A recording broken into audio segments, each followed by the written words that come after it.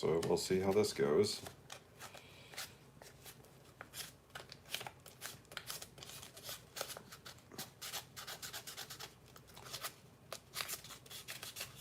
I wonder if there's any like free-to-play music I should put on in the background.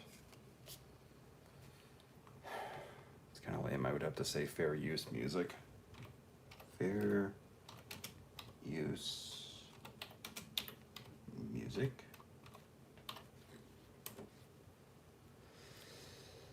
Let's see. That didn't work. Let's look up the WWE or WWF. Oh, 32X. That's got some good. I think it's. Is it Royal Rumble on 32X or is it? There's a good wrestling game. There's a good like 32X wrestling soundtrack. I don't remember which game it was for. Let me do this one.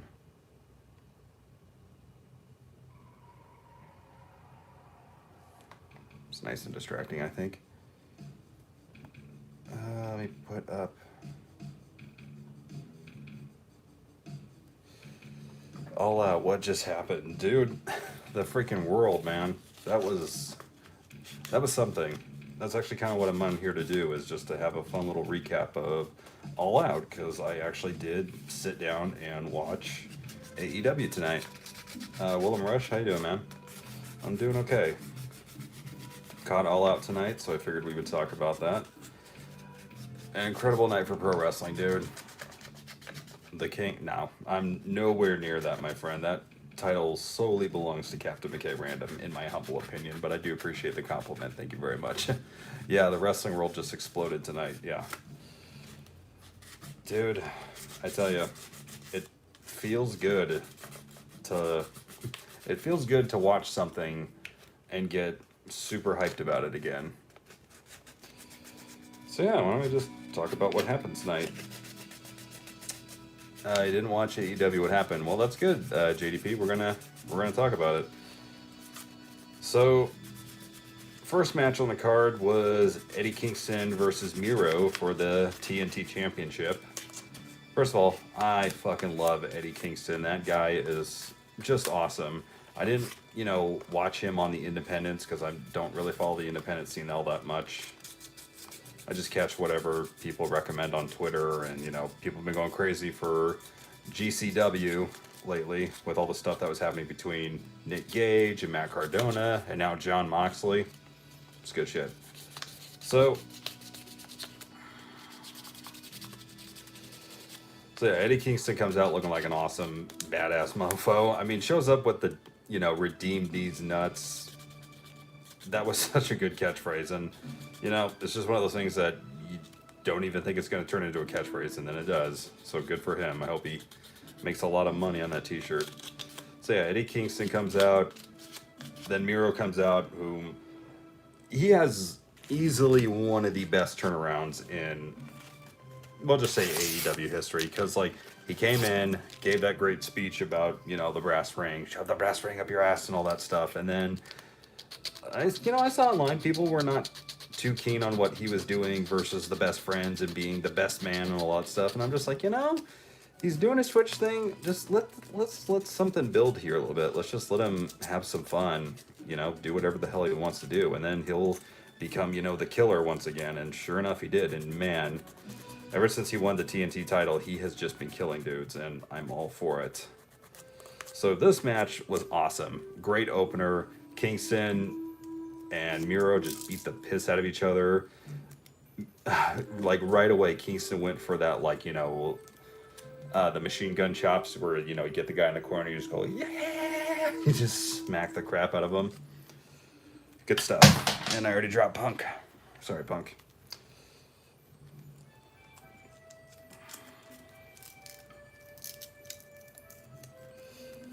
But Miro took that, man. Miro got the shit kicked out of him, and he kept coming back. Hey, Edwin, how you doing, man?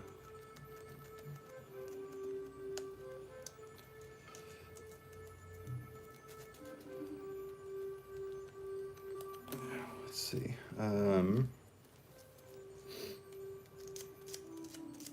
So yeah, Eddie Kingston, Miro beat the piss out of each other.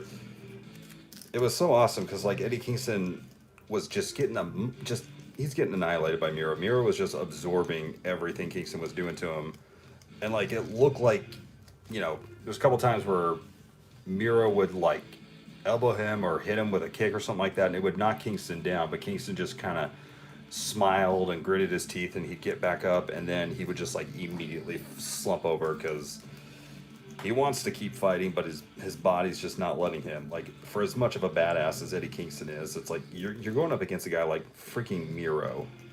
Like, this guy's Drago from Rocky 4. He's gonna murder you, dude. But Kingston, being the badass that he is, he fought back, and he had a couple of really good hope spots where it seemed like he was gonna win the TNT Championship. I don't think it's the right time to take it off of Miro, though. You gotta let this dude have a long run. I don't know if that's too loud or not. I'm gonna turn it down just a bit. There we go. Yeah, still awesome freaking match. And yeah, I do agree, Channel Alpha. I think it should be Jungle Boy that takes the title off of Eddie Kingston, because if he wasn't gonna win the tag titles, it needs to be the TNT Championship.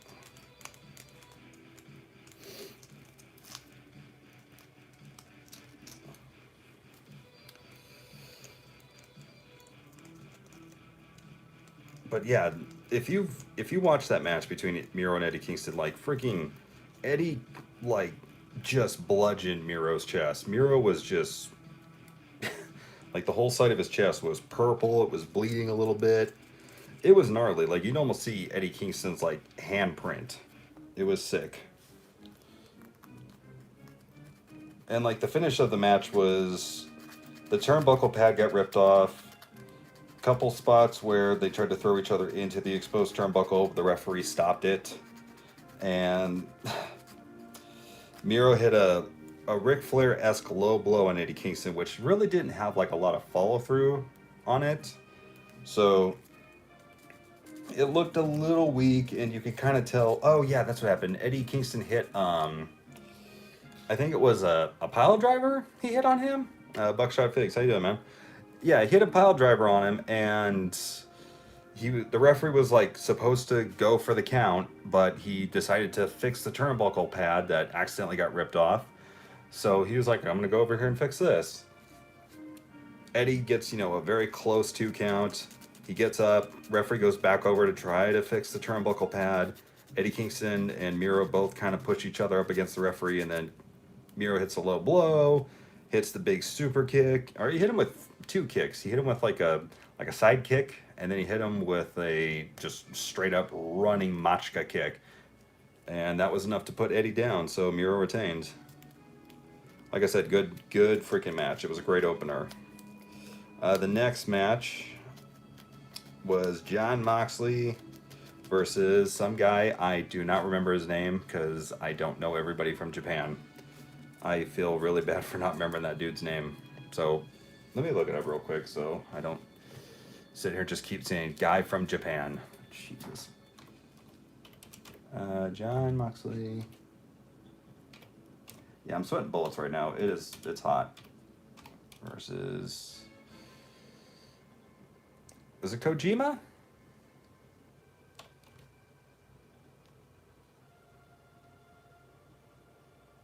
Yeah, Satoshi Kojima. Okay. I don't know if I should refer to him as Satoshi or Kojima, because I know it's kind of backwards, where it's like their surnames are forward. I don't know. So I'm just going to call him Kojima. So yeah, it was Kojima.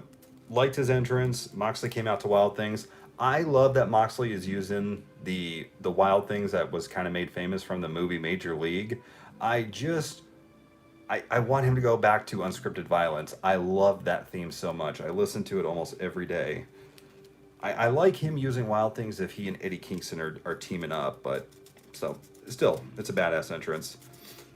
Those two knocked the shit out of each other.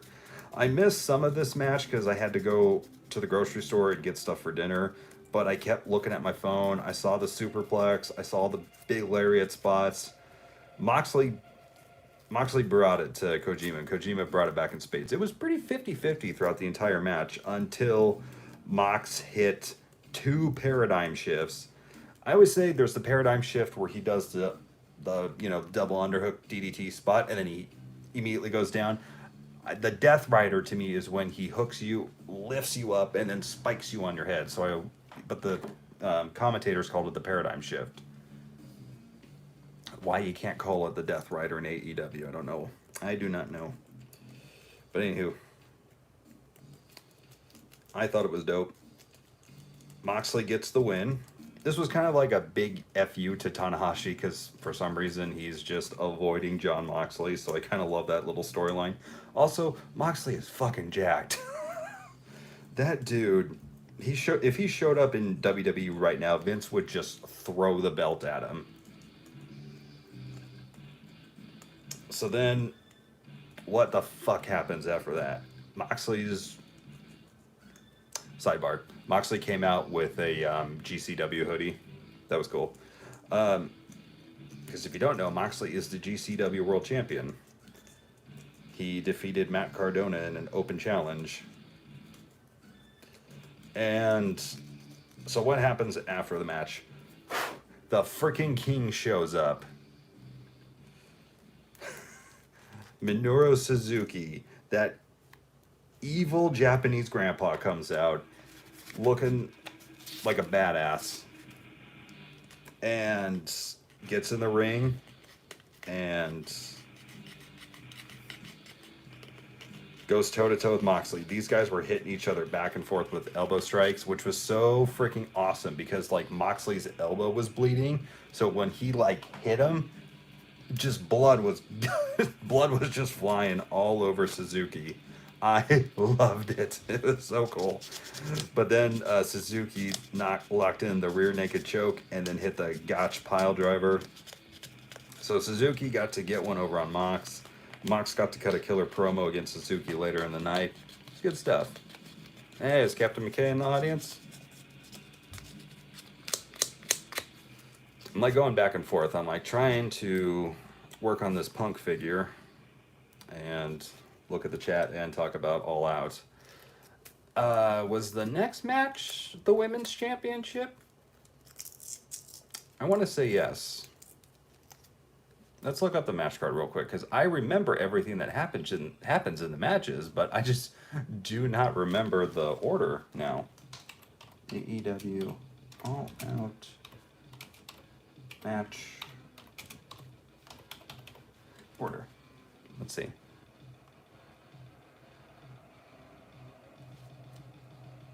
Does anybody just have a rundown?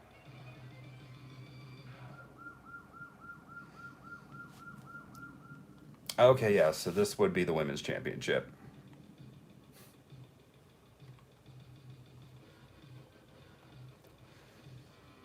Let's shut that off. Okay. That's bright. So yeah, here we have the Women's Championship match.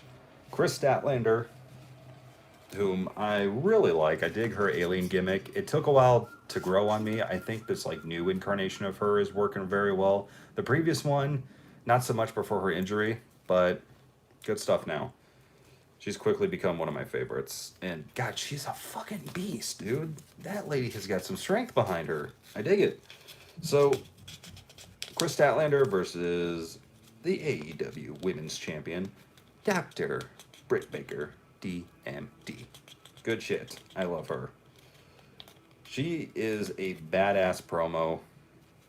Absolutely dug everything she was doing while she was injured, and her coming back, having just an amazing freaking match with Thunder Rosa. Edwin's taken off, so good night, sir. Yeah, her match with Thunder Rosa made both of them to American audiences, I think. I've always dug Thunder Rosa since her days in Lucha Underground as Cobra Moon. Underdog, how you doing, man? Longtime viewer of the channel, recognized you right away. Chase Cat Podcast 2021. Yeah. Hey, you never know. I might try to make more time for stuff like this. Captain McKay's down for a podcast. I would be down as well. My man's busy, though. He works a lot. he's got his own stuff going on too, so I don't want to tie him down, you know. He helps contribute with the 616 podcast from here and there. So I think this knee is getting pretty good and sanded. Doubt I'm going to finish this one tonight, but after seeing Punk's attire at All Out, I'm like, wait a minute. I've got a couple of spare CM Punks lying around. Let me bust out a really cheap, really dumb custom. Let's see. Let's get that. That's not bad. It'd be cool if I could show you guys this, but I don't think you'd be able to really see the sanding of the joints going on in there. So yeah, we got Dr. Britt Baker versus Chris Statlander. Friggin' dug this match. I love that you could just tell, you know, Chris was just overpowering Britt Baker the entire time, but Britt, being the crafty heel that she was able to pull out the victory. And really, she didn't do much shenanigans in this. She was relentless and ruthless and hit the spots that she needed. I dig Britt Baker's attire. Like the red and like the silver looks so freaking good on her. Chris Statlander, her gear is kind of weird, but I dig it where it's like she's got like the weird kind of like crisscross pattern on one leg. It's just a unique look, and I like the alien makeup on her too. I can't wait for her to get her figure. That's gonna be freaking dope. So, two ladies go at it. Britt Baker had Reba and Jamie Hayter, who's a welcome addition to the women's roster, at her side.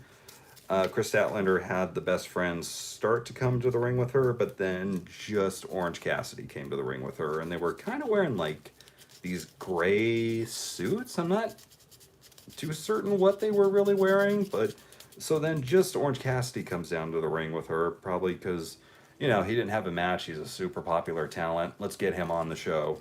I'm all for it. So yeah, the two ladies kind of go back and forth. They hit some amazing spots. I'm trying to remember that one move that Statlander did, but I just can't think of it. It was like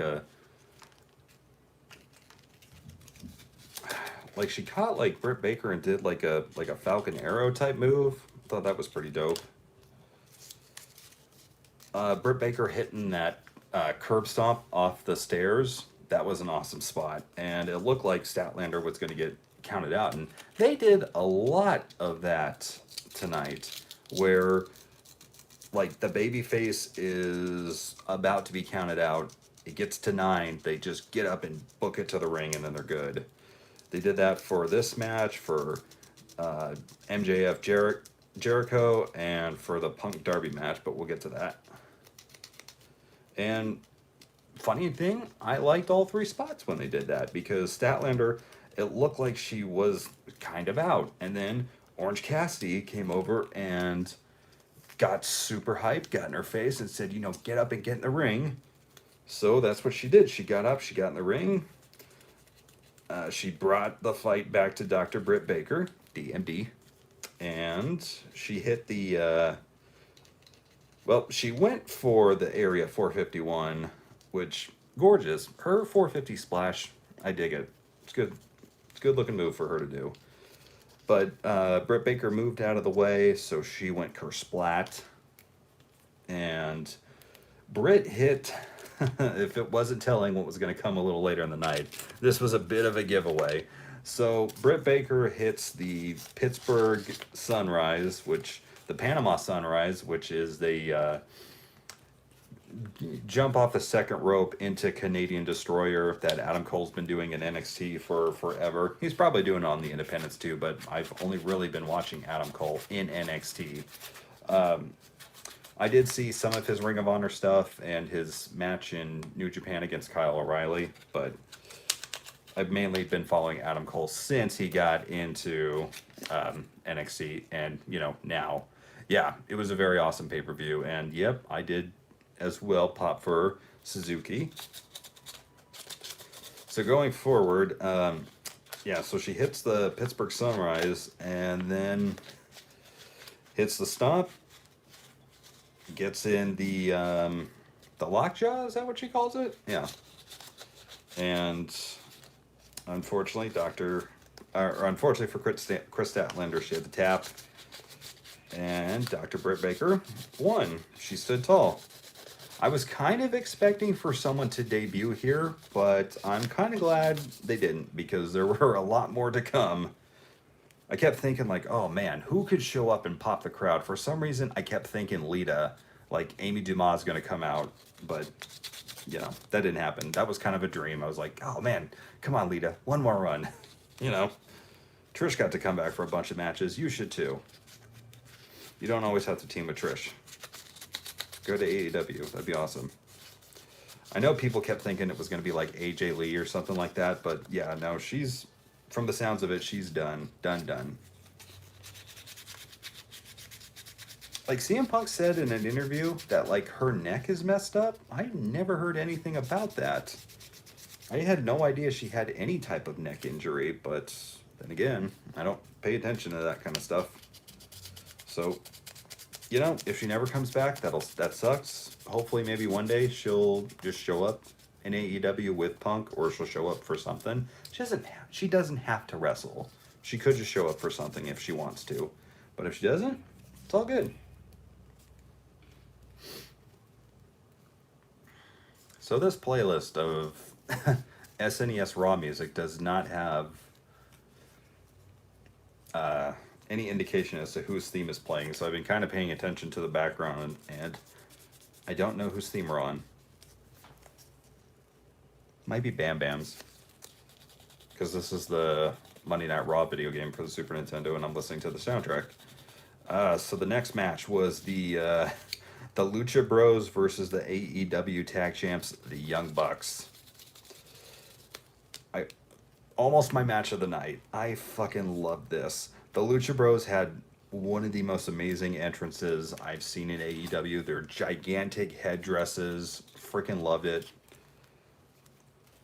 Phoenix and Penta, they've always been my boys ever since Lucha Underground. So seeing them in AEW and seeing them get more exposure to Western audiences get more exposure to them has been awesome, I think. Wild Thing or Unscripted Violence? What's the better thing for Moxley? I say Unscripted Violence. I love them both. I got a personal connection to Wild Thing because I grew up watching Major League, and that was the version of Wild Thing I've heard throughout my entire life. So I dig that theme for Moxley. I just think Unscripted Violence is better for him. Such a fucking good theme. So yeah, Lucha Bros versus the Young Bucks. I kind of knew Lucha Bros were going to win. That entrance was just too good. And the Young Bucks entrance, it was, you know, your typical Bucks entrance. Nothing too spectacular. So yeah, you could just fill in the air. You know, Bucky boys were going down tonight. But goddamn, what a fucking killer match. I'm not going to go over beat for beat the match. I'll probably just talk about like my favorite spots. Like when Matt Jackson put on the thumbtack shoe and he went to kick Phoenix, but then Penta kind of scooted right in the way he wanted to take it for his brother, so he took the shot, but then Phoenix ended up getting super kicked anyway. Like, okay, Penta, here you go, we're going to kill you, and then we're going to kill your brother. I knew Phoenix was going to do some crazy stuff. Like, he did that, oh man, where like he tied, I think it was Matt Jackson's arm up, did the chop, and then he ran to the ropes, and then Nick Jackson did the same thing to Penta, and they were both Nick Jackson and Phoenix were standing on the top rope, and then Phoenix hit the Hurricane Rana off. That was dope. He also did that move where it looked like he was going to arm drag Nick Jackson, but then he ran off the cage and caught Matt Jackson and arm dragged him. That was fucking dope. Oh my god. I kind of was hoping Penta would have a little more spots in there, but his spots were, it looked like it was more him taking the more vicious moves versus Phoenix, who was going to do the more high-flying stuff. And of course you got the Bucks, who were doing their flips and their super kicks and all that stuff. So pretty much, you know, end of the match, Penta, I think, has Matt Jackson, and he's going to do the package pile driver, and Phoenix is going to climb to the very freaking top of the cage, and he's going to jump off and basically kick Matt Jackson down into the package pile driver, but he gets interrupted by Matt Jackson, who then gets knocked off of there, and Phoenix crossbodies all three of them, and then they go for their move. I don't know what it's called, but it's basically package pile driver. Phoenix does the assist, and they pin Nick Jackson, and if I'm remembering right, that was Nick Jackson that took the move, and then Phoenix went and held Matt Jackson, and Penta got the pin. I don't know what the fuck Penta was doing, but it looked like he kept reaching up into the hole of his mask. That was another spot. Was the Lucha Brothers? They were getting their masks ripped. The Young Bucks kept trying to rip their masks off, and there was a spot where they took Penta's face and like shoved it into Matt Jackson's thumbtack shoe. That was sick. And yeah, there was a part in there too where Phoenix got the shoe and he just walloped both of the Young Bucks in the face with it, or in the top of the head. That was dope. And so yeah, Lucha Bros win the tag titles, and it looked like Penta kept reaching up into his mask, and he was trying to get like as much blood on his hands as he could, and he's just wiping it on the fucking belt. It's like, what the fuck, man? This guy is so awesome. Like, that's the sickest shit in the world. It's like, hopefully nobody kisses that title after that. I mean, I'm not saying there's anything in his blood, but you might turn into a skeleton warrior if you do, kiss that belt after Penta's blood has been on there. And then, like, his daughters, I believe, all came, like, you could see him, like, signaling somebody to come to him, and, like, also like, 3 little girls are just hugging their dad while he's bleeding. He's bleeding all over them. Like, he pulls away from his daughters and they've got blood smeared on their faces. I'm like, this is awesome. Oh my god. It's like, sorry kids.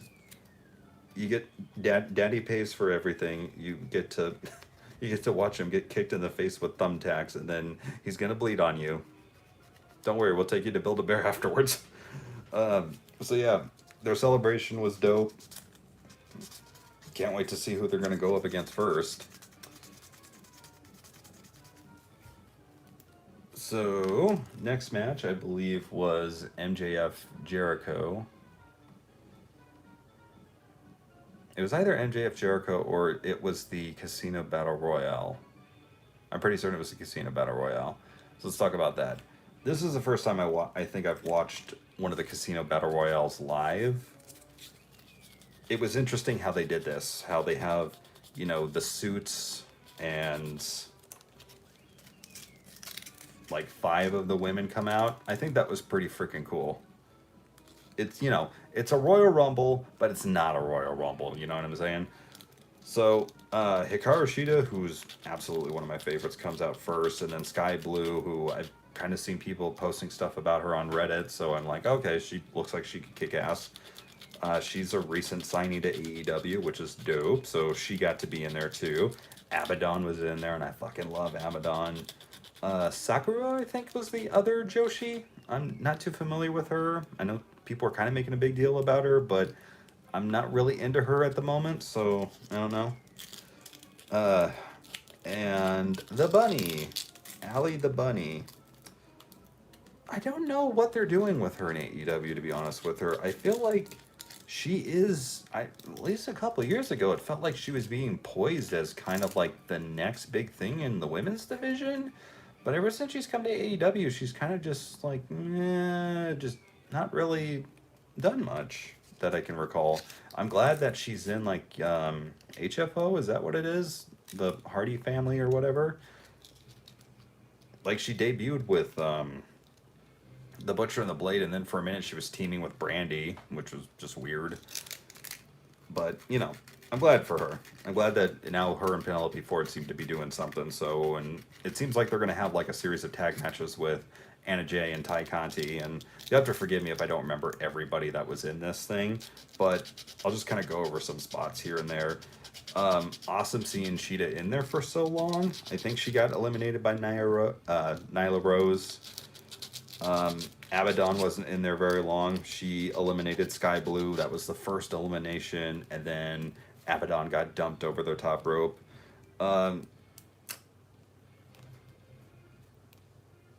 I can't remember a lot of the. Can't remember who else came out after that. I know Nyla Rose was in that suite of people.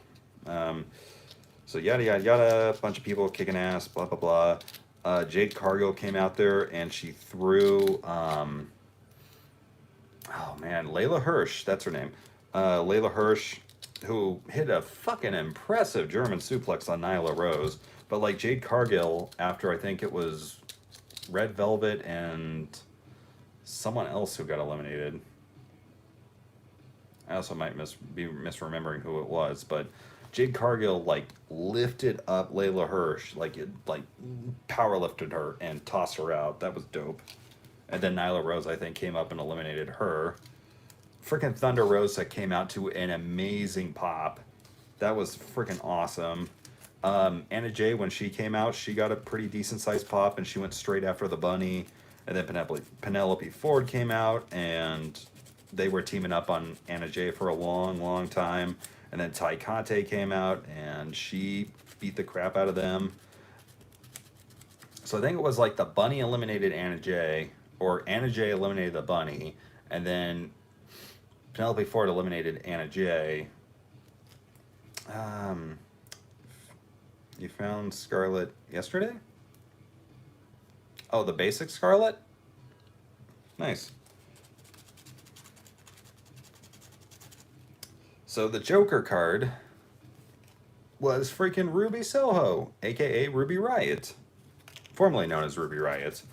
I freaking love this. I knew who it was going to be, but I still popped for it. The crowd loved it. She came out there looking like $1,000,000 fucking dollars. Loved that jacket. That jacket was so fucking cool.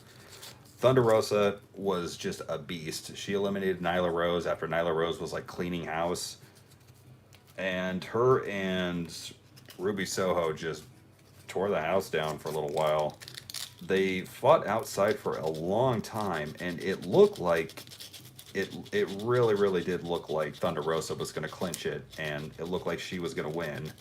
But Ruby, I'd say in a bit of an upset, won the Casino Battle Royale. It was really sweet when she noticed who the referee was. Like, she looked over at him and just said, like, "Hi, Bryce," and embraced him. That was cool. I guess they've kind of known each other because, you know, they're probably both from Chicago, or she was on the Independents with him for a while. So that was dope. I was very happy for that. Because I want Thunder Rosa to be the one to take the title off of, yeah, this is my first custom in a long while, Digital Architect. I really have no idea what I'm doing, but that's kind of how I've always done things. I should probably close that and stir it up in a little while, because I'm not ready to paint yet.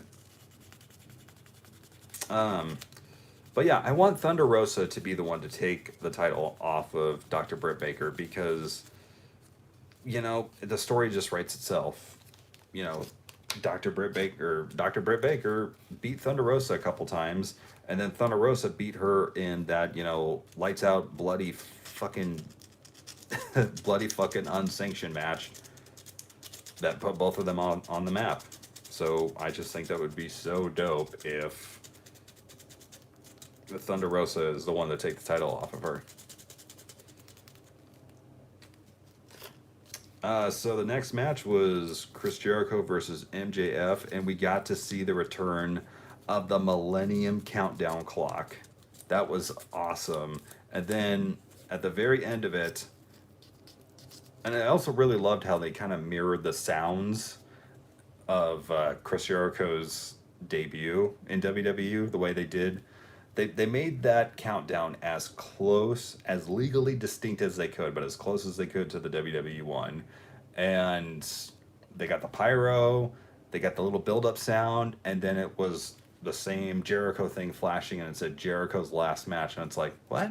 Oh, it's MJF, who came out in a fucking Henry VIII style jacket. I was like, okay, I don't really get the jacket, but you know what? Okay, cool.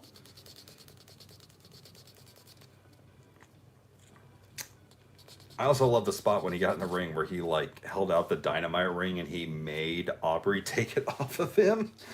That was funny. So then Chris Jericho had one of his bandmates from Fozzy play him out while the crowd was singing. The audio mixing on this was really awful because the guitar was drowning out the crowd, and it was like you could hear like the audio clipping, and it was just like screeching. So like, you remember when Nina Strauss played out Shinsuke Nakamura at WrestleMania? It was like that, where it was just a little too loud and a little too much. But it was still pretty cool. Jericho comes out carrying Floyd, who makes an appearance, and they had a pretty decent match. Pretty good, like, back and forth and stuff like that. And obviously, MJF worked on Chris Jericho's elbow a lot. And he hit that, the heat sinker, I think he calls it, where he had Chris Jericho like prone in the ropes and he hit like a pile driver type move on the apron, and Jericho almost got counted out, but at the very, very last second he got up and got back into the ring. So some shenanigans happen. Wardlow comes out, followed very closely behind by Jake Hager, and those two proceeded to brawl, and then MJF hit Chris Jericho with Floyd. He also, I think, hit him with the Judas effect right afterwards.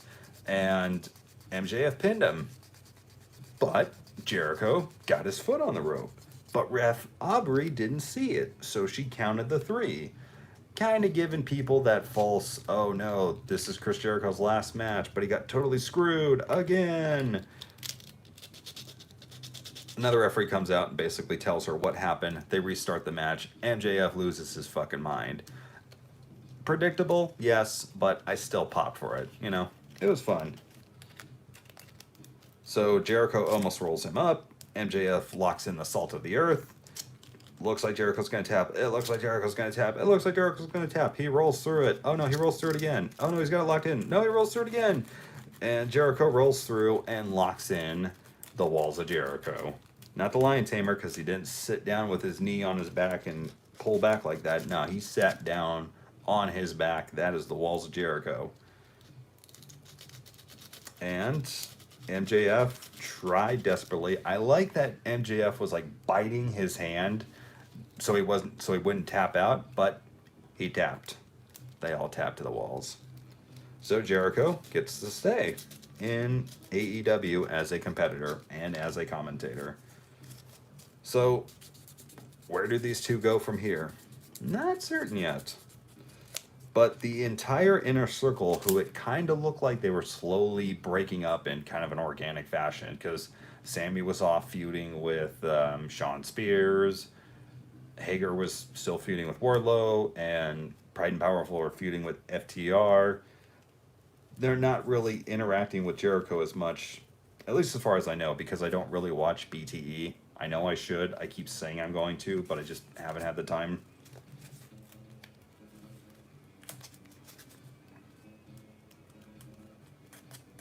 So yeah, the entire Inner Circle comes out, celebrates with Jericho. Touching moment. And you know what? If that's kind of like the final hurrah for the Inner Circle, I wouldn't be too mad, you know? Move these guys away from each other, but still keep them around when they need when they need to have each other's backs. Good stuff.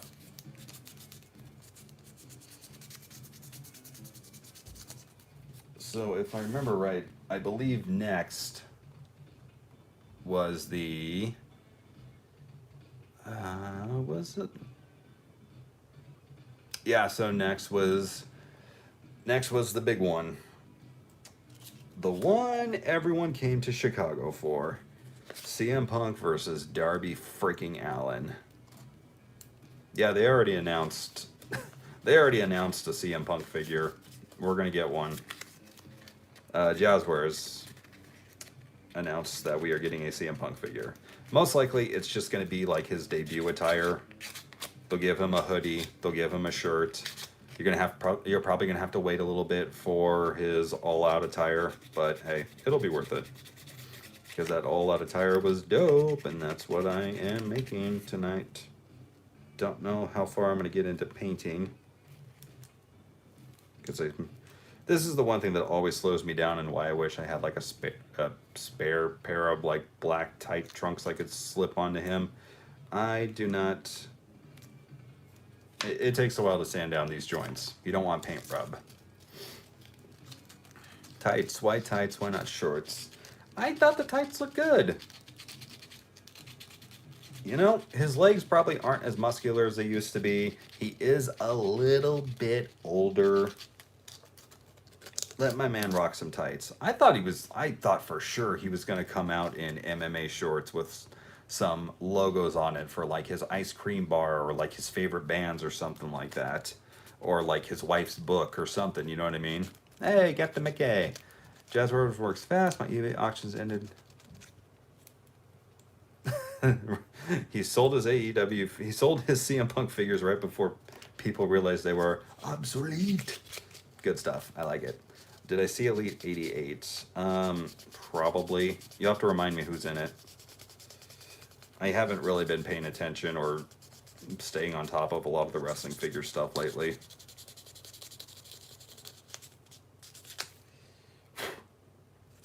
I think that'll be good enough. I do need to unfortunately rub down the rest of the leg and the trunks before I can get to painting. But no, I thought the tights were pretty cool. I like the baby blue with the Chicago stars on it. I think that was cool. I think he needs a logo on the back, whether it just says Punk or he has like a cool dragon or something like that on the back of it. But yeah, no, I actually thought he was gonna come out with some MMA shorts with some advertisements on it. But you know, still looked freaking dope. Darby looked freaking awesome. He had like a combination of his skull paint and the tree stuff that he had during Punk's promo. Looked freaking awesome. I also loved how almost all of his paint was gone by the end of the match, and it was like kind of darkening Punk's tattoos. I thought that kind of looked cool, and Punk's like wrist tape was almost like gray because it had so much black and white paint on it. Yeah, I don't know why, Cap. I just thought Bret Hart when I saw him come out, like classic old school Bret Hart. So that's what I'm kind of hoping Punk does for, you know, a future attire is get something a little bit more elaborate, but not so over the top like how Christian and Kenny's attire is. Keep it classic wrestling, but just a little bit more, you know, Hitmanish. Now he could do a proper Bret Hart tribute attire. You know what I'm saying? He could have like the flames with the skull on the back, but it could be all Chicago colors, and instead of like, you know, having little hearts everywhere, he could have the stars, the Chicago stars or whatever those are. See? Money is happening right here, man. I should just make a fantasy Punk attire as well, because I got a couple of these. So yeah, freaking dope. Like they just, you know, Darby's in the corner doing his best Raven DDP impression, just, you know, totally sits there and goes, yeah, no, I noticed that too. When he got arm dragged, he did the Bret Hart. All right, kid, let's go. I loved it. Classic freaking callback. Yeah, no Pepsi plunge. That probably upset John Blood from New Legacy. By the way, I've seen a lot of the photos those guys took from the event, and it was fucking dope. So yeah, the crowd popped for just Punk sitting down Indian style, just staring Darby Allin in the face. I sandpaper my customs, and this is a very fine grade sandpaper. What this does, it makes the skin just slightly rougher. This makes the paint adhere to it more. It also gets rid of that oily finish that they spray on these figures, so they don't get paint transfer and so they don't scratch as much. But yeah, I do that so the paint will adhere to this better, because I'm using Citadel Abaddon Abaddon Black as the base. Normally I would use a black spray paint or Tester's Model Masters for a base. It holds a lot better, or I would just straight up use black legs, but I don't have any. And I don't have any of my better paints. Not to say that this isn't great paint. It's best for display, that I've noticed. I like to move around my figure, so I like to use a higher grade paint that is used to kind of rubbing or, used to, I don't know. It just holds a little bit better than this, I think. So yeah, I'm gonna make this, and I do intend to sell it. This is just kind of what I want to do tonight while I'm talking about AEW, is just bust a Punk custom. And I will let whoever buys it, I will let them know that this is just for display. What I might do, I might buy some black spray paint and spray it into the joints just so they don't rub out. But yeah, that's kind of the problem. And the other thing too is I've never been good at torso cracking, so it's like I could put this on a different figure that has tights and just torso crack it, but that's not really what I'm good at.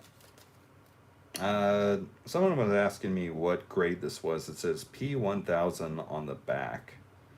It is a G2 waterproof sandpaper. So yeah, there you go. Hopefully that helps.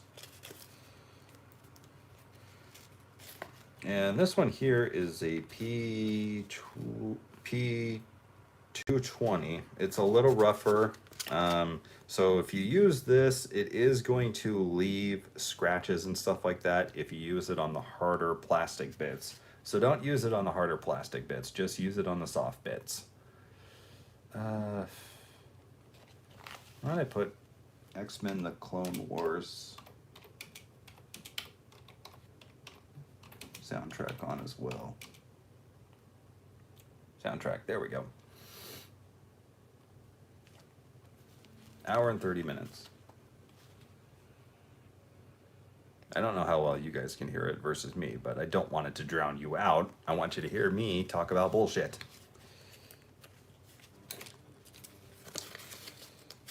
All right, so now we're gonna just sand down the trunks a little bit. Not an awful lot, because the colors on here are already pretty dark, and if you're just going to paint right over them, you don't have to get too crazy removing the deco from it. But I am going to be careful enough to not scratch up his torso. So yeah, Punk and Darby Allin start beating the crap out of each other. It was freaking awesome. Yeah, Cap, if anybody's got to go to bed, all good, man. But thank you to anybody who stopped by, and yeah, I love your face, as Philip DeFranco would say. And thank you very much for flying out here for my freaking wedding. That was awesome. The first Punk figure I ever owned, I want to say it was the Elite 16? No, that is a lie. It was the Straight Edge Society Ringside Collectibles exclusive. That was my first Punk. I really wanted the Series 1, I believe, that had the gray attire, but I just, for some reason, never got it until a couple years ago. I don't know what it was. I love the attire, just for some reason, those early Mattel figures, I was a bit skeptical on getting a lot of them. I mainly just got like Triple H and The Undertaker from the first two waves and then called it good. And then I got the defining moments, Randy Savage and Shawn Michaels, and then I started to get a little bit more, and then a little bit more, and here we are. No work for you? That's awesome. I don't have to work either. I was actually told not to work.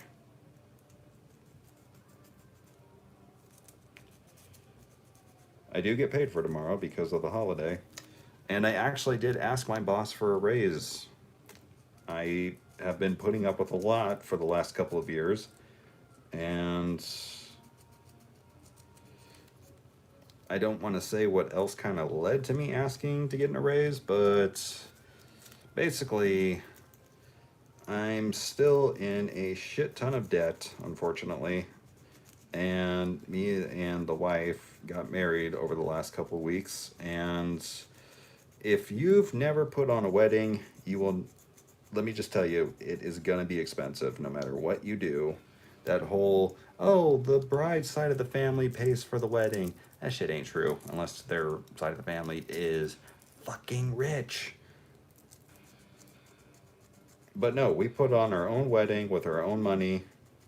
We had a hand here and there with a couple things, but not a lot. It didn't go perfectly, but it was still a fucking good time, and I loved it. Still waiting on the photos though. But yeah, wedding was expensive. Still have a shit ton of credit card debt. Bought a new car this year. Desperately needed a new car. Had to get rid of the shitty Civic I had for a couple of years that I didn't need to buy. That's a whole other story I don't need to get into. But back to Punk versus Darby. Yeah, see how easily I get sidetracked? Thank you very much, Buckshot. I appreciate that. Um, yeah, Darby versus Punk was everything I wanted it to be. It was a good wrestling match. Not a ton of crazy spots, not a ton of shit that didn't need to be in there. And I'm not a Jim Cornette guy where it's like, oh, you can't do flips and you can't do this and you can't do 15 Canadian destroyers. If it makes sense for the match, fucking do it. Young Bucks and the Young Bucks and the Lucha Bros were super kicking and flipping and all sorts of shit. Makes sense. That's their style. But like Punk didn't do anything I would have considered unnecessary, and I don't think Darby did anything unnecessary. That's Darby's style. Is he's a Jeff Hardy type daredevil who will throw his entire body at you. He will hurt himself in order to hurt you more. And it was freaking dope. Like I said, like me and Cap were saying from the beginning, you had these guys doing arm drags and headlocks and, you know, just doing basic wrestling stuff, and the crowd was popping for it because obviously they were super hot for CM Punk. And Punk played up to that, which I thought was great when they were doing the welcome back chants, welcome back in the middle of the match, which, you know, weird to do that in the middle of the match. Punk already came back. You don't need to give him a welcome back chant. But Punk stopped and was like, you know, pointing like, you talking to me? You talking to Darby? You know, that was freaking cool. But yeah, the boys just went at it like, and Darby was getting the better of Punk for quite a while until Punk like threw him through the ring post. It was insane. Like he Irish whipped him, and Darby flew like sideways through the ropes and the turnbuckles, hit the turnbuckle post, and like bounced off of it. It's like holy shit. I fucking love Darby Allin. Like a ton of his paint came off too.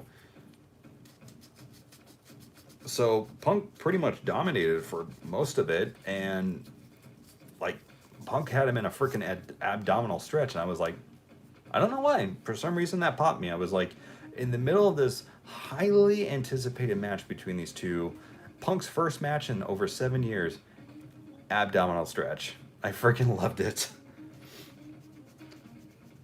So like Darby fighting out of it, these two clobber each other back and forth. Punk hits a freaking GTS, and Darby's momentum takes him out of the ring, and this is where we get that count out spot that happened in the other two matches, and pops up, jumps back into the ring right at the last second. What I actually thought was going to happen was it was going to get to like 7 or 8, and Punk was going to stop the ref. I thought that was going to happen. I thought Punk would have been like, I'm not letting my first match end in a freaking count out. But it was kind of cool what he did as well, because he was like laying back like, okay, let's see if the kid can hang. Let's see if the kid can get up and handle his own stuff. And sure enough, Darby did. Darby got up and he fucking rallied. He threw Punk to the outside. He hit him with that crazy suicide dive where he hits you so hard he bounces off of you. Like he loses no momentum in that suicide dive. It's insane.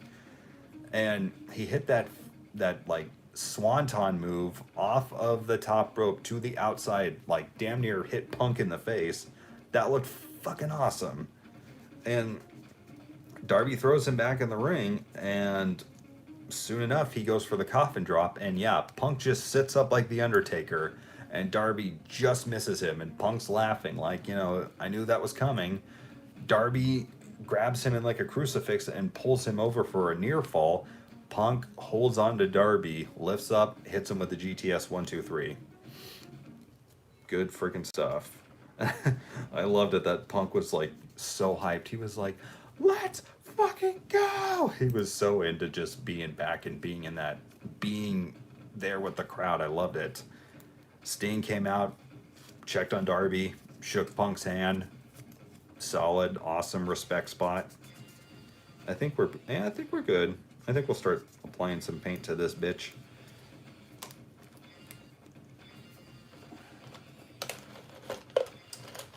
And then Darby got up, and him and Punk, you know, did sort of a bit of a reluctant handshake spot. You know, Darby, you could tell he really, really wanted to win, but, you know, he won Punk's respect. Got to wrestle somebody that he probably looked up to and liked at one point, you know what I mean? How many people could say they wrestled a match with CM Punk? And to be his first match back,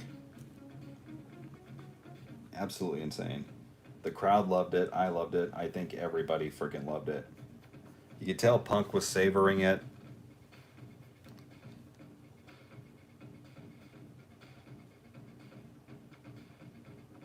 And I love the spot at the end too, where like Punk was walking back up to the tunnels, and it was just kind of like, oh shit, which one do I go through? Do I go through this one? Do I go through this one? You know, I love seeing Punk having fun.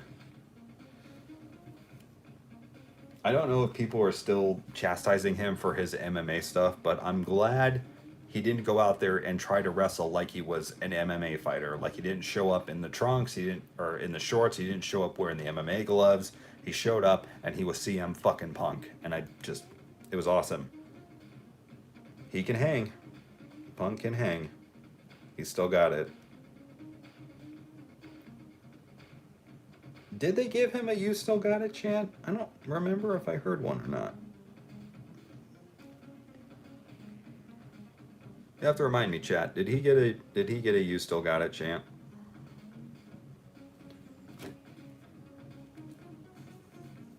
How old is Punk right now? Is he in his mid 40s? Or his early 40s?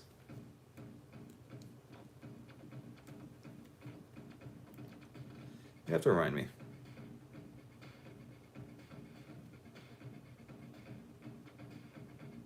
He's like 43. Okay. So yeah, no, he's still got a lot of years. I was kind of hoping there would have been a spot where he and Colt Cabana kind of made up. I don't really know what's happened with them. I know there was some bullshit with their legal regarding the WWE podcast and all that stuff. We don't have to get into that. It would be kind of cool to see him and Colt Cabana do something if they made up. So the next match, I thought they were going to go straight into Omega Christian, and I forgot. Paul White versus QT Marshall.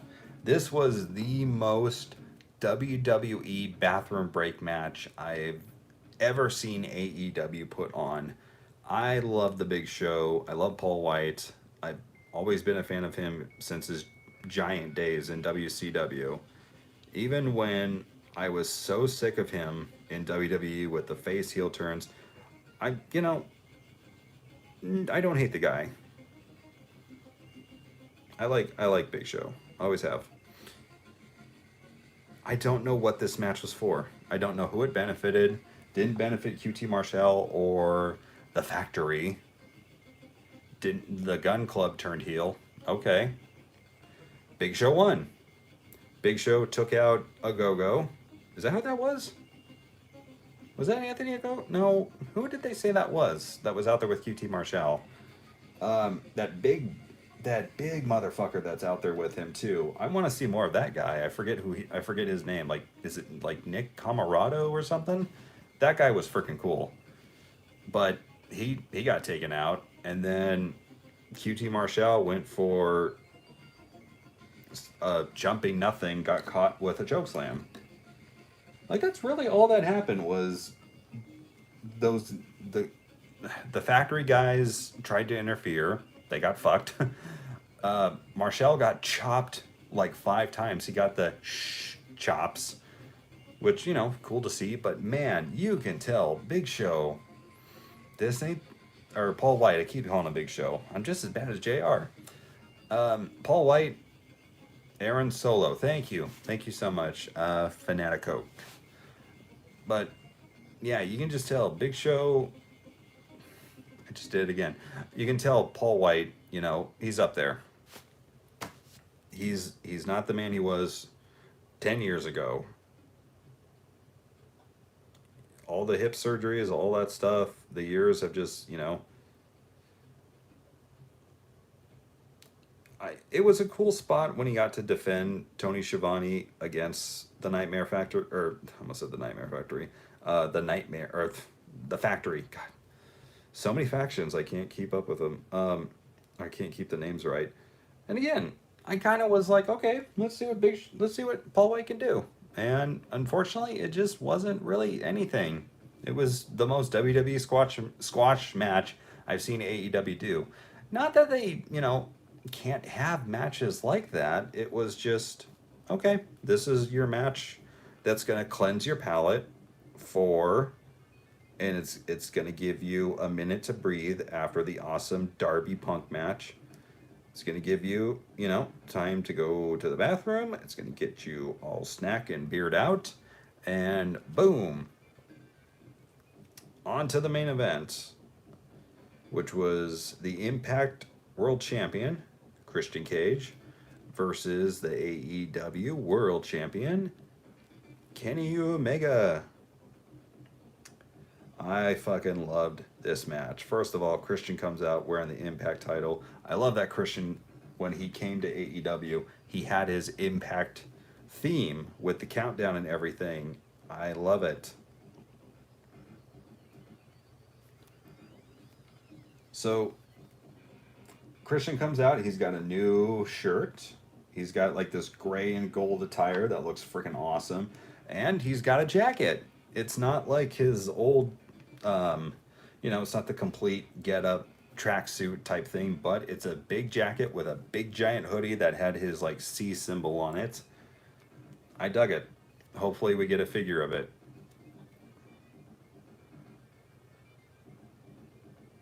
See, now we're starting to paint. What I'm probably going to do is just do up all of this, and then I might move on to the boots. Like, I don't think I'm going to get to painting the details on the tights tonight. I'm just going to work on this because I'm talking to you guys. I don't want to get all distracted and make a mistake. So I'll just keep it simple tonight, and then I'll finish things up, and I'll probably show this off in a couple days, depending on how much I keep going at this. So yeah, then Kenny Omega comes out, and no entrance attire. Something I kind of miss from Kenny Omega. He used to have like these badass leather jackets or armor pieces for his matches in like New Japan. Now, obviously, this is a different Kenny Omega. I was kind of expecting a little more showmanship, but his attire was freaking dope. Don Callis comes out with him. Good entrance. I loved what they said where it's like he just recently came from the Waffle House near the airport in like North Carolina, like, and he's weighing in after eating. He's now weighing in at whatever. That was funny. I don't know if that's something from BTE that I don't understand, but it was still funny. I know that's Kenny Omega's style of humor. So yeah, him and Christian go at it. Kenny tries to hit a V-trigger right out the gate, and Christian tries to hit the kill switch. And I didn't know if this was like no disqualification or if this was like the referee was just letting certain things go. But Callis and Omega pull out a table immediately, and Kenny Omega stomps it into Christian's face. Like he almost does like a coup de grace.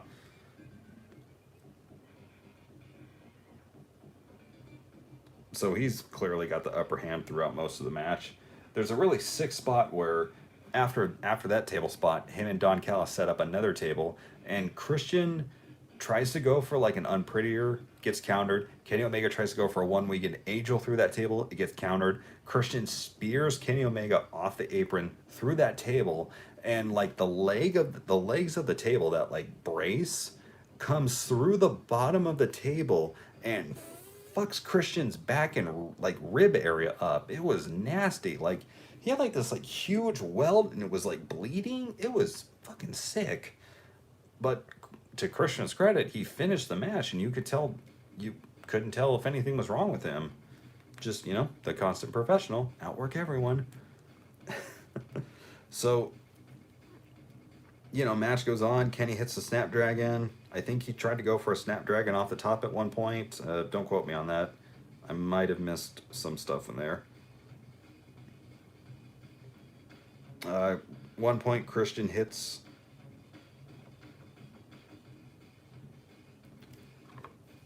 Christian hits a kill switch on Kenny Omega. There was also a spot where Gallows and Anderson tried to interfere, and it backfired on Omega. So Christian hits the kill switch. Kenny kicks out of it, unfortunately. I would have popped if Christian Cage won the AEW World Championship as well.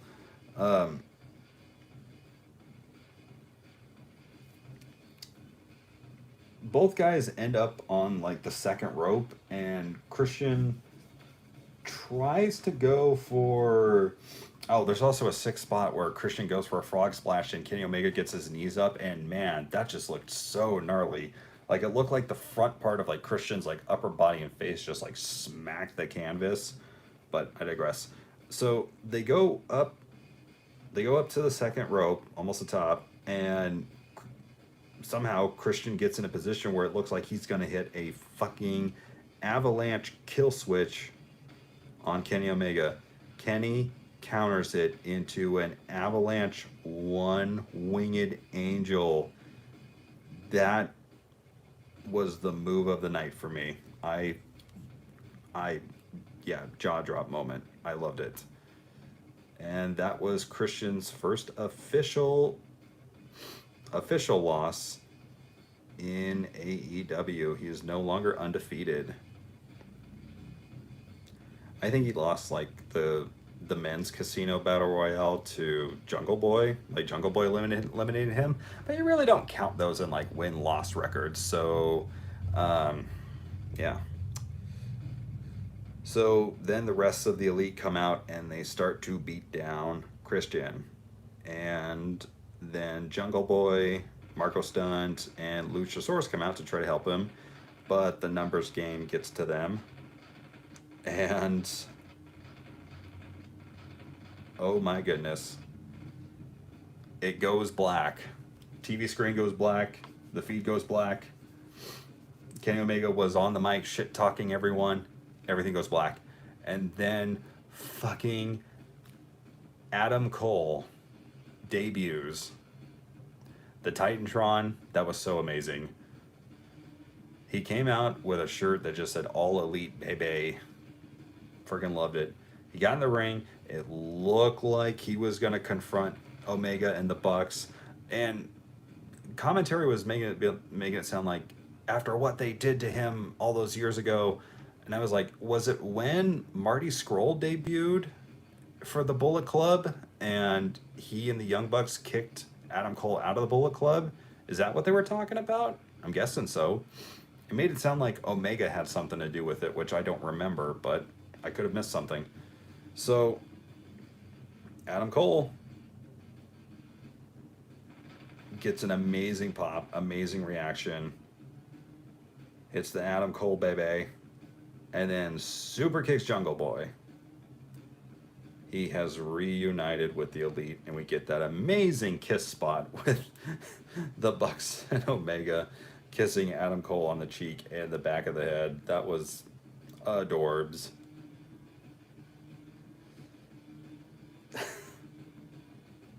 There's so much I missed.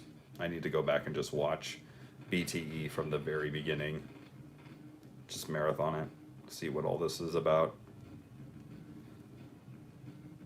Adam Cole gets to cut a nice little promo, gets a little dig at Vince McMahon, saying that there's no chance in hell anyone can stand up to the elite. So then Kenny Omega gets on there and makes his second reference to Steve Urkel of the night. He says, "Did I do that?" He did that earlier with the chair, with the table spot, and he says, "Now that is a happy ending." So I does his little spot where he's like, "I bid you adieu." What does he do? I always get it mixed up. Is it like good night and goodbye, or is it goodbye and good night? He was going for that spot. He was about to say it. Right of the fucking Valkyries beams out over the speakers, and it's like old school Apocalypse Now, right of the Valkyries, and fucking Bryan Danielson comes walk goodbye and good night. Thank you so much. I don't know why I can never remember that. Says that spot. Out comes Daniel Bryan to Ride of the Valkyries, and then he's got like almost like a hip hop beat. I thought it was gonna like transition into Final Countdown, but I like it. I like Daniel Bryan's new theme. Or Bryan Danielson, excuse me. I'm gonna have to catch myself saying that now. Bryan fucking Danielson, the American goddamn dragon. Biggest smile on his face, comes down to the freaking ring and picks up Jungle Boy, helps pick up Christian, and they square off with the elite. They send them packing. Daniel Bryan hits the yes kicks on Nick Jackson and hits him with the knee, the running knee, the running Kenta knee. Oh man, I'm sorry you dislike his new theme. You know what? Give it some time. Might grow on you. And you never know. He might come out with something new. Or, Jungle Boy, he had a decent theme with Jurassic Express, and then he got Tarzan Boy. So who knows? Maybe Tony Khan will look at the merch sales after Daniel Bryan's first shirt comes out, and they'll be like, you know what? I think we can afford Final Countdown. Or maybe they'll let Daniel Bryan use Final Countdown for big things like his first match and his first title match.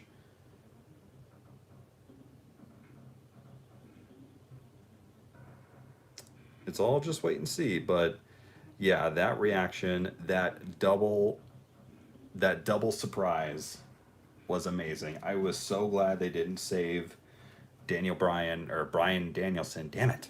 I'm so glad they didn't save Bryan Danielson for Dynamite or Rampage. This was dope. This was so fucking dope. So yeah, the Elite gets sent packing. We got a new player in town. We got 2 new players in town. We got 4 new players in town. We've got Suzuki. We've got Ruby Soho. We've got Adam Cole, baby. And not Daniel Bryan. Bryan Danielson. How freaking cool. I was so hyped at the end of the show.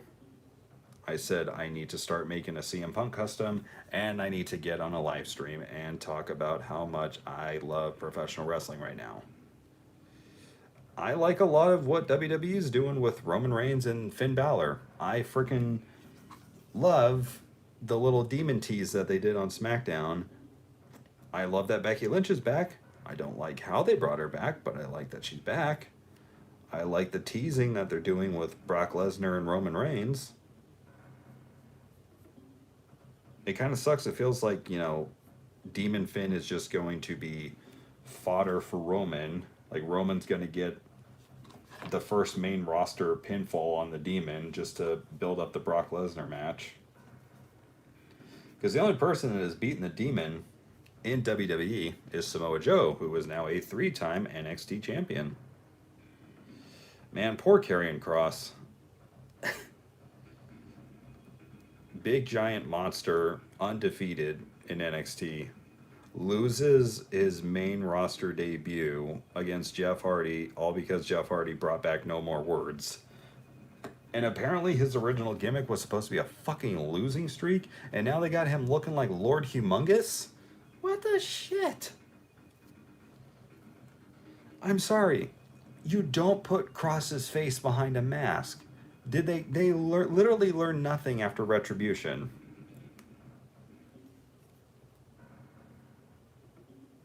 Like, Cross's whole gimmick was him looking fucking scary as hell until he got into the ring, and then he shouts like a freaking maniac.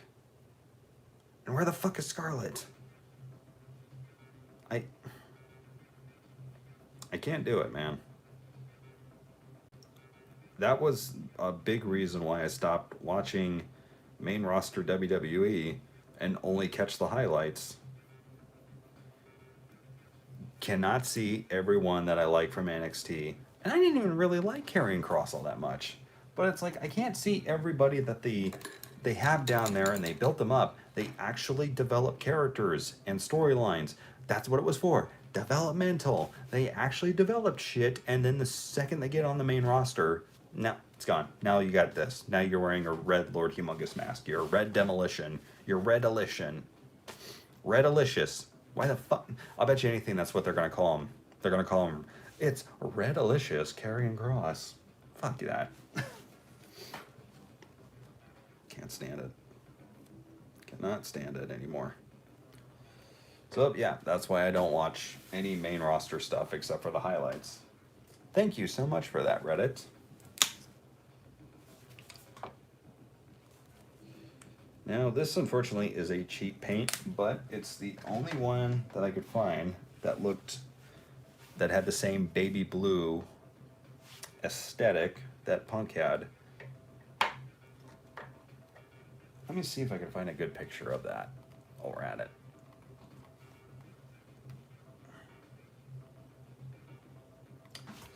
Let's see.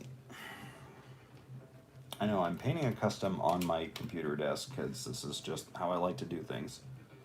AEW All Out CM Punk. Boom. Let's see if we got a good shot of his attire from somebody. That's kind of decent.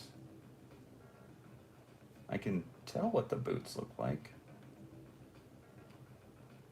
Except it's when he's in his sitting cross position, so they're a little blocked. Maybe I'll check on Twitter and see if I can find a better pic, but this will be fine for now. Anywho, how's everyone else doing? What did you guys think of All Out? Would you give it 5 stars? I'd give it 4.5. I'd say the only thing about it I did not really like was the Paul White QT Marshall match. That was it. Sadly, don't have access because they took them from Instagram. The photos? Alright, so we're going to start painting his boots. 4 stars, okay. Yeah, 4 stars is a good rating. I would personally give it 4.5. 4.5 out of 5. What theme did Adam Cole come out with? I don't know the... Officially, it's being called Boom on... AEW already put up the theme on their YouTube channel, and it's called Boom. I'm going to need a better brush for this. Not only that, I might have to mix some paint in here. Because this blue and that blue are just a shade off. So we might mix this in there.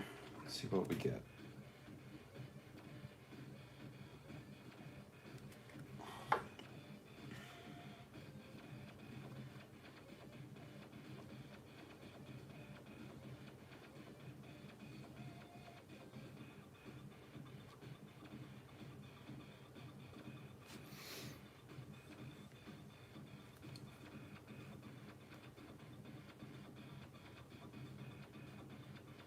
Oh yeah, that's much better.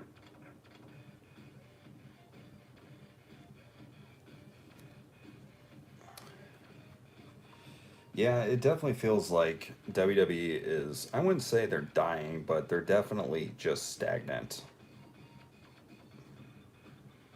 They're not moving the needle, as they say.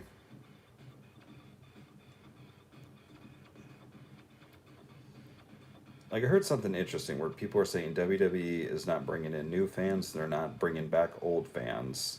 The ones that they have are staying for life.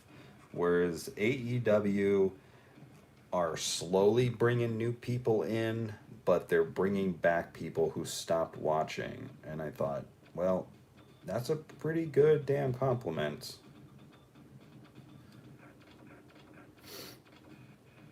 Who knows what will be the thing that pushes AEW over the map? Maybe it is all the debuts that just happened. Maybe it will be Punk. Maybe it will be Cole. Maybe it will be Danielson.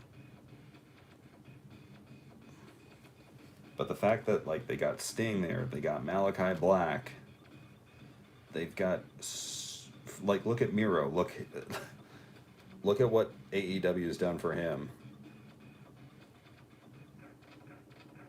It took a while, but even Sean Spears, his shit has been completely revitalized.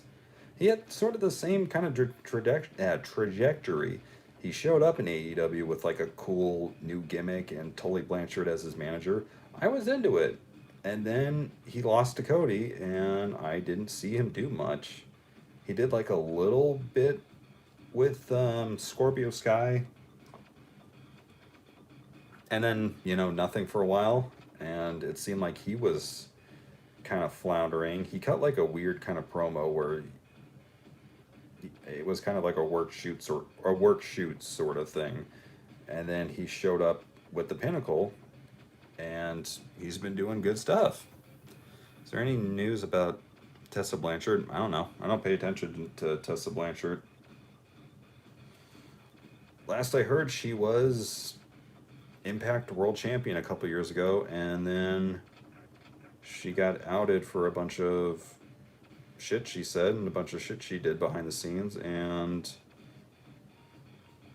it seemed like she weathered the storm from that. And then during the pandemic, she refused to, and again, this is just stuff that I've heard. It said, I guess she like refused to go back to Impact Wrestling, and then they said, okay, well, could you send us the title back? Because, well, we're gonna have to strip you if you can't show up. And then she wouldn't, she wouldn't give them the belt back. So then they fired her. Weird, just yeah. It was kind of like the same thing that happened to Evilise when she was in AEW. She had that really, really bad match with Thunder Rosa, and then she's just gone. Apparently, she's just got attitude problems or whatever her issue was. And I liked Evilise. I've followed her for quite a long time. Was a big fan of her at Lucha Underground and the stuff I've seen of her on the indies, but it seems like she's really just not doing much these days. Whether that's her choice or not, Maybe she's just done.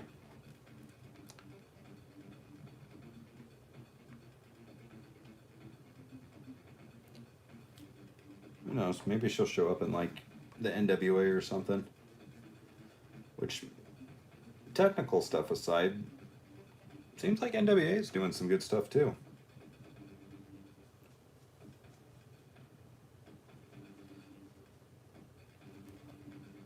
Like they just had some huge tournament to crown like women's tag champions. I think it was Allison Kay and Marty Bell or Martin Bell. No, it's not Martin. Marty Bell. They won those titles, and Gail Kim and Awesome Kong officially retired, and Gail Kim got to be in the ring with her, so that was kind of cool. And Trevor Murdoch beat Nick Aldis for the NWA Championship. And Ric Flair got to show up and say, how's it going? So that's pretty cool. Good for Trevor Murdoch. He's been around for so damn long, and it seems like he's completely revitalized his career in the NWA.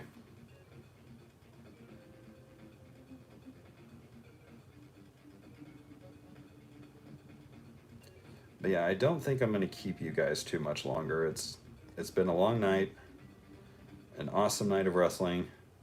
You guys had to listen to me horribly recap All Out, and I do apologize. But you got to see the beginning stages of this. Hopefully, I will finish this CM Punk figure. I'm pretty much just gonna work on as much of this as I can tonight, and then finish it up tomorrow.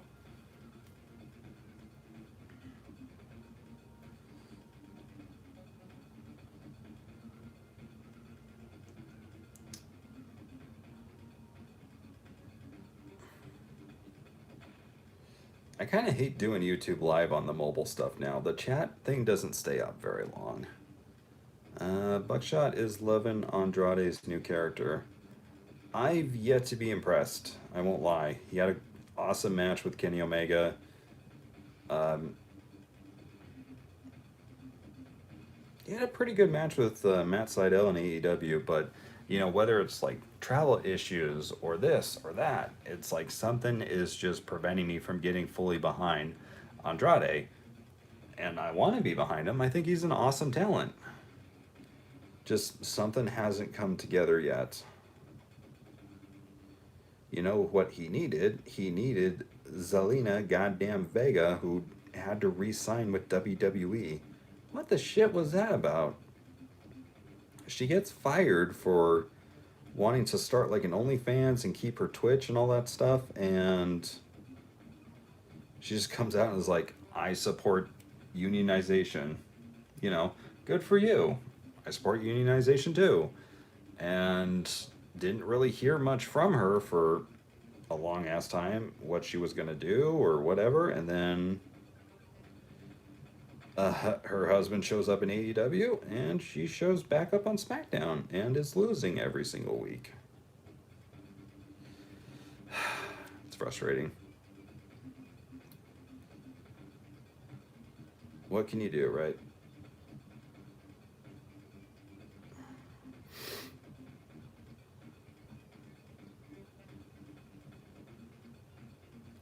Who knows? Maybe it was something where like I don't want to. I'm not gonna do that. I'm not gonna speculate. Just would have been cool to have her in the same company with the guy she single-handedly got over, and her super goth awesome husband.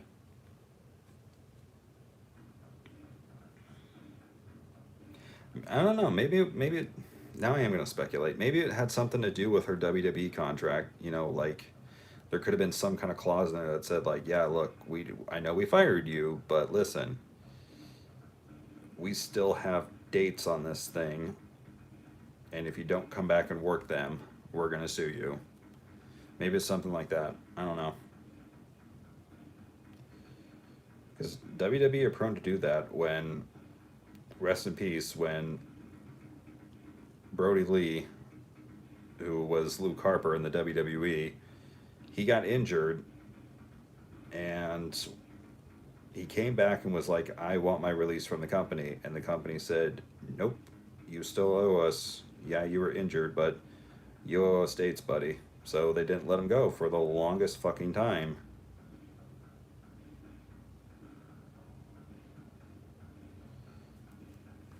Alright, so there is the beginning of Punk's boots. Yes, the line work is not very great, but it will be. This is just the beginning. I'm saving my better brushes for when I start the little stars on the tights and on the boots. Not gonna go, like I said, not gonna go too crazy tonight. She re-signed to be with Black, and then they released him. Oh man, that is so shitty if that is what happened.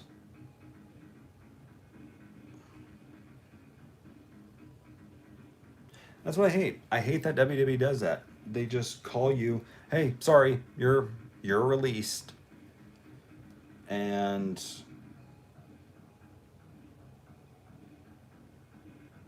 again, why did it, after the way they treated her and what she wanted to do with her side gigs, I still don't get why she would go back. And like, God bless Adam Cole, dude. That was like a huge sticking point with him. Was he's like, I'm not giving up my Twitch channel. I don't care. I'm not giving this up. Yeah, I can't wait to hear whatever interview he has. I did see on his The Chugs channel on YouTube. He's got a podcast out with T Breeze. Is that what he's going by now? The former Tyler Breeze is going by T Breeze. I don't know why when I heard of that, it made me think of T Money, which was Terry Cruz's character from the show Battle Dome. Look up Battle Dome if you have no idea what I'm talking about. It was basically professional wrestling meets American Gladiators, and it was so bad they actually did a WCW crossover in the 2000s. It was as epic as it sounds.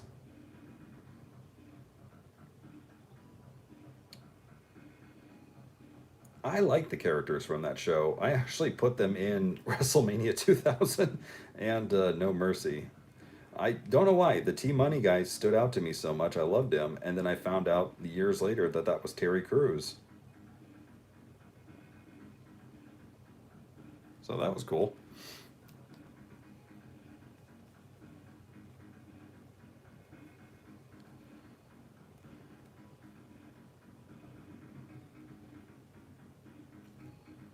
Trying to think what else we can talk about real quick before I let you guys go. Some people have mentioned BPW. I don't have a return date on that, unfortunately. I'm basically going to be concentrating my time on selling some figures and selling a couple of other things that I purchased recently off, just to help pay some bills. Going to be working a lot of overtime at work.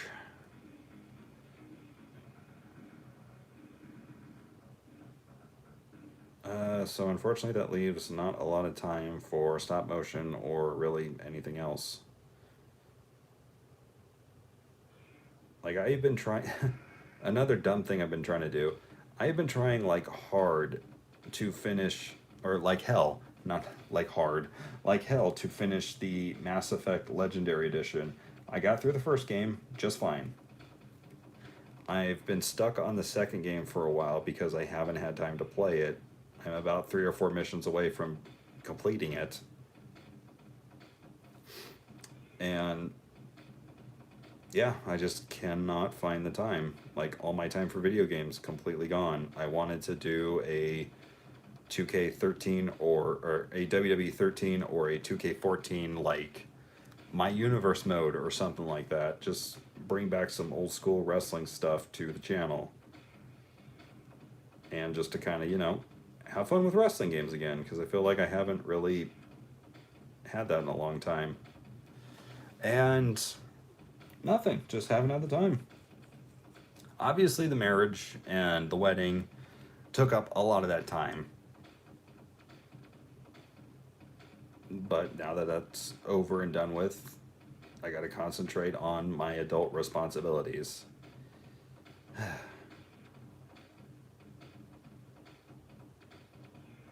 Yeah, getting older.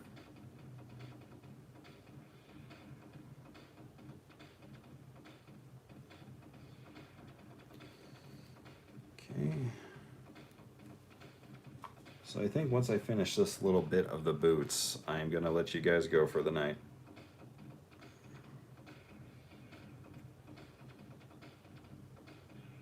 So like I did say earlier, Captain McKay, we flew him out here for the wedding.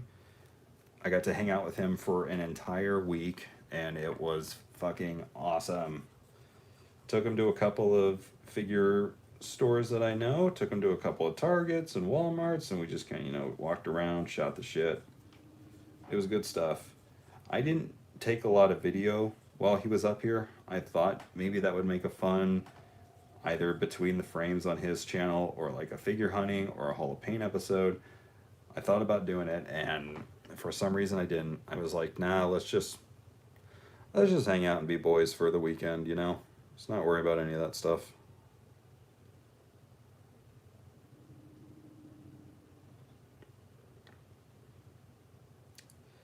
But yeah, no, he's one of those dudes where it's like he is so chill, so easy to talk to.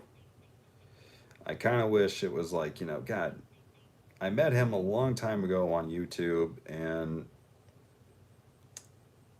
on Instagram and stuff like that. I wish I could have met him sooner, or I wish I could have gone to New York earlier in my life and hung out with him.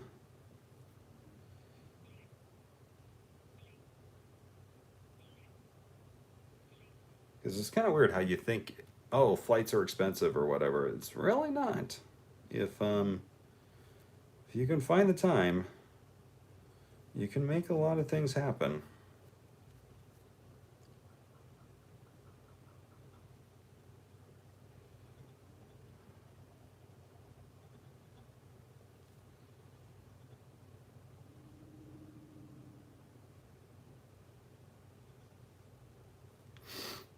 All right, we are getting close.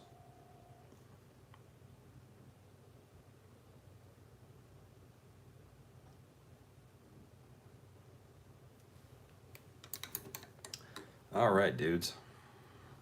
So here's the second boot.